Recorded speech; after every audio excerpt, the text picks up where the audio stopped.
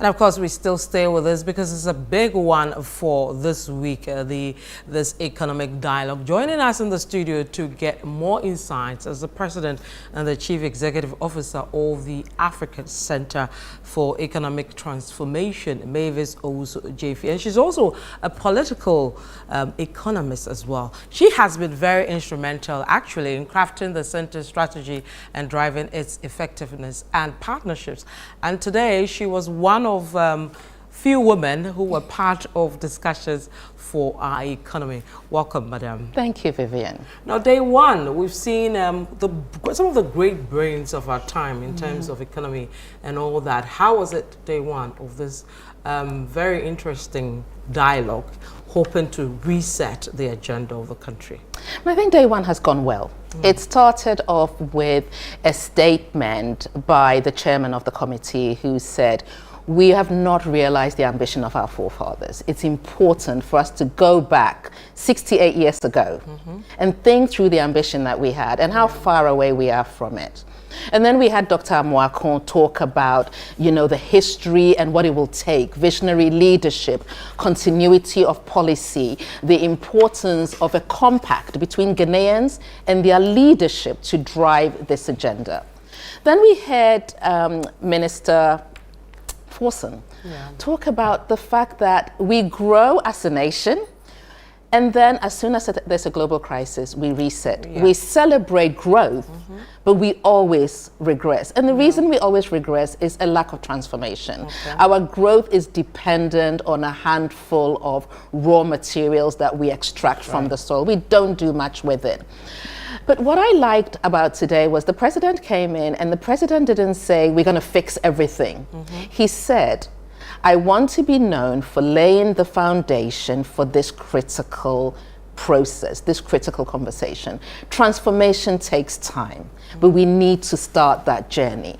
So, we're hearing all the right things. In the corridors, I was asking people, so what are you thinking? And it went from everything from very optimistic, this is a reset, we are ready to go, to cautiously optimistic. Well, there might be something in this too. We've been here before, another talk show. But the key word, which you've also used running through today's discussion, is economic transformation. It appears to be one that is on the lips of everybody. And you as well. How important is this? Economic transformation is vital.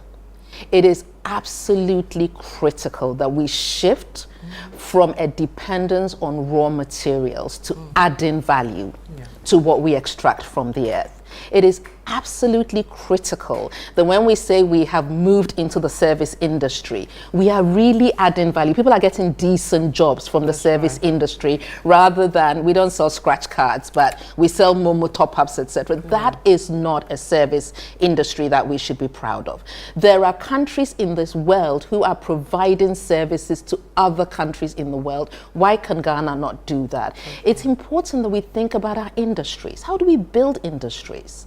How do we shift a focus on, our young men sitting in big centers, putting together the most incredible miracles of rebuilding mobile phones and cars to actually building real industries out of it.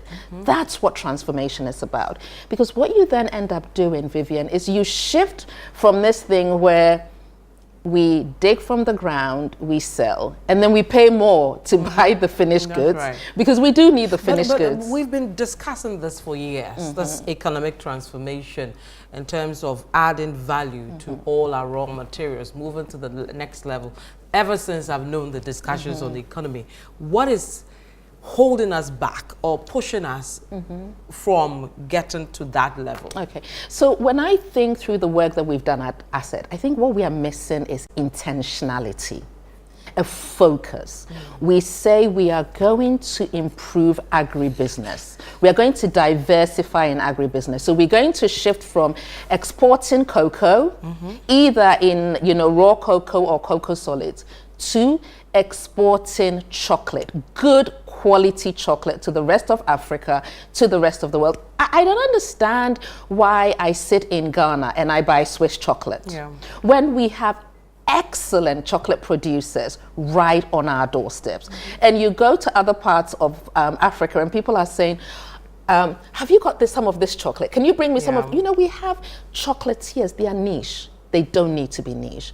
But the reasons they are niche is because our policies are not supportive. They are not conducive. If you're a chocolate producer and you want to produce chocolate, do you know you can't buy your cocoa directly from the farmer? You have to go through the LBCs and exactly. all that. And when you go, because you are not exporting, you are taxed for it. That's right. So if you are taxed for the solids, already you're at a disadvantage. Right. Then you're importing your sugar because we've exported our sugar cane. And all then these the milk additions. and everything. And then your technology is being imported because you want excellent chocolate. To meet, be at par with the others. So by the time you actually get to the final product, you can't compete in Ghana, let alone the rest of the world. And then you have to export it and all the transportation costs, etc. So we are crippling our industries.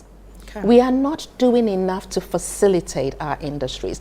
And it's because there's so many. We're trying to do too much. And that's why we say you need to be intentional when you say you're going to diversify and add value. All right. I have to move to some other stories, but I'll come to you. We're still in the studio. We're speaking with Madame Owusu-Gyamfi. She's the president and CEO of the African Center for Economic Transformation.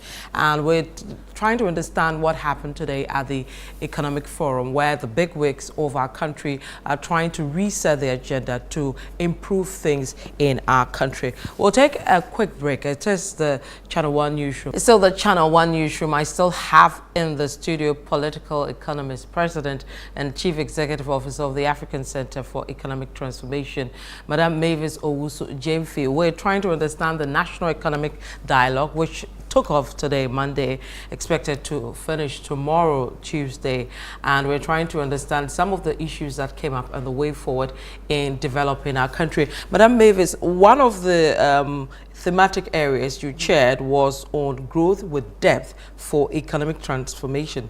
What does that mean? Okay, so when you ask 10 economists what does transformation mean, they'll all give you different answers. That's right. So at ASED, we came up with a framework, growth with depth, DEPTH. Okay. So DEPTH is what you need to do to transform your economy. Firstly, you have to diversify your economy. Okay, you need to ensure you are export competitive. You need to improve productivity. You need to ensure you are using technology effectively. Okay. And most important, it has to contribute to human well-being. So you need to ensure that out of all of this, people are getting access to decent jobs, women are getting access to decent jobs, there's equity in the society. So when we came up with depth, the idea was, if you do growth with depth, then you will transform your economy. But most importantly, it gives us something against which we can measure progress. So Ghana, for example, in ASED, we've recently done a study of 30 countries across the continent. They represent 86.7% of the continent's GDP and over 80% of the population. It's a lot of people. Ghana did not do well. Ghana's overall score on depth was 19.1 over 100. Wow. Why now, is this? If you were in school, you failed. You failed. Yeah, okay. It's because we are not diversifying the economy. If anything at all, if you look at Ghana today compared to 20 years ago, we are less diversified than we were 20 years ago. If we look at our export competitiveness, it's just a handful of raw materials we continue to export. So we don't compete with the world. Okay. And as soon as they start buying our materials, we're in trouble. Productivity. Vivian, if you have $1, and you have to spend that $1, and you are told that if you give it to me, I will spend that $1 and give you $1.30.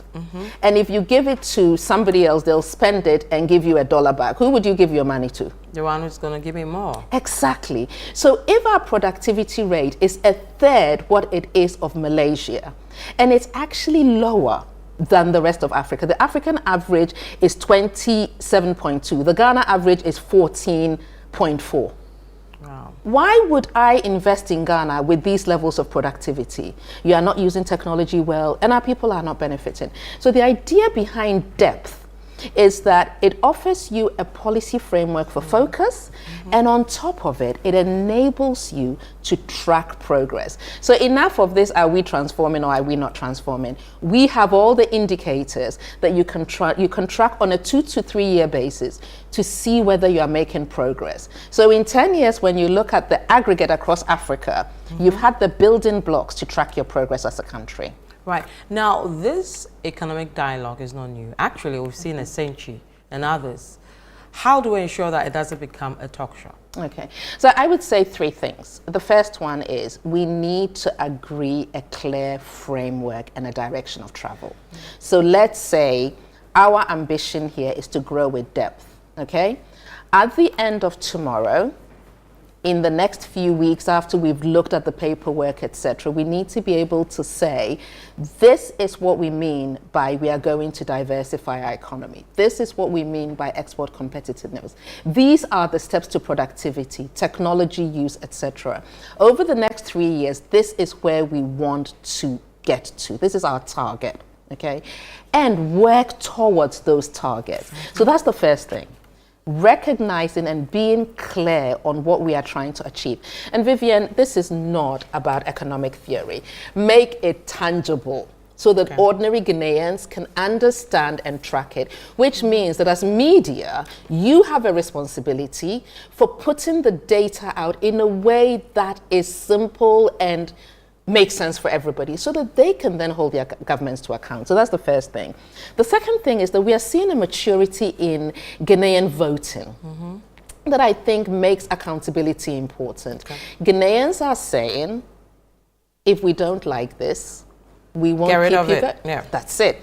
So if we give Ghanaians the data and the information, they will vote with their feet and they will be very articulate in what they do not want. Okay. And I think that will make our leaders more accountable. So the compact has to be two-way, not just what our leaders are committing, but also how Ghanaians are planning to hold our leaders to account.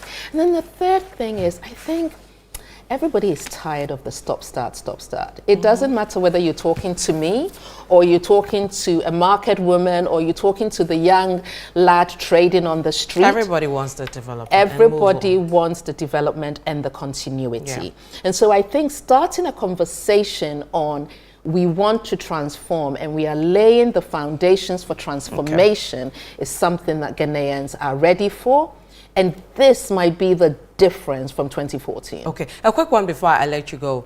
America is cutting aid to Africa. US aid is gone with the wind. How do we respond to that, knowing that the majority of our revenue or our monies come from these aid-related, donations? So Vivian, firstly, let me correct something. The majority of our money does not come from aid organizations. Okay. The majority of our money comes from Ghanaian citizens in the form of taxes that they pay. Okay. So we should be accountable to those citizens for the taxes. Having said that, aid contributes to our development, okay? But show me one country in the world that developed on the back of aid alone. They did not develop on the back of aid, and they did not depend on aid alone to develop. They had a basket of financial instruments. Aid is just one. This has been coming for a long time. The cut, the international community and the international financial institutions have been telling us for a long time, the levels of money you are looking for is no longer there.